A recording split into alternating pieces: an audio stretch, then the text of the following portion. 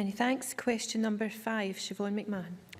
To ask the Scottish Government whether it considers that the recent reforms to the Protecting Vulnerable Groups scheme are sufficient. Minister Aileen Campbell. Yes, we believe that the reforms of the disclosure and rehabilitation regimes in Scotland that took place on the 10th of September strike the right balance between public protection and the right of an individual who has spent convictions for less serious offences and who has put their past offending behaviour behind them to move on with their life.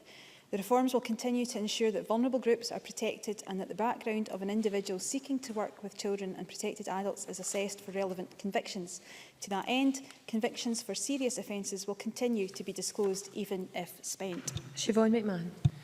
I thank the Minister for that answer, and I fully accept the need for additional scrutiny of a person's background if that individual wants to work with vulnerable groups or in other sensitive roles. However, I am aware of a case where my constituent has had other relevant information placed on his Protection of Vulnerable Group scheme record at the request of the then Chief Constable of Strathclyde Police.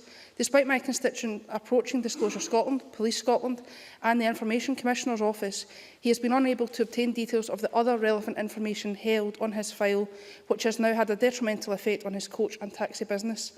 What recourse, if any, does my constituent have in this situation? In addition, can the Minister advise me whether there will be any plans when Parliament has a further opportunity to scrutinise these reforms to change this particular anomaly? Minister. And I thank the member for raising the issue. And I think it's important to realise that this is about making sure that it's a proportionate regime that is in place to make sure that people can move on with their lives. However, that has to be balanced up with making sure that the right information is there to the people to make good decisions about who is going to be working with people, for instance, with vulnerabilities. We are in a period of consultation over since the Cabinet Secretary made the statement to Parliament, and I'm happy to meet with the member to hear from her the specifics of the case that she's involved with to see if that can help move that issue forward, but also to make any other meetings or any other kind of representations that she wants to make with the Justice Minister to make that available to her as well.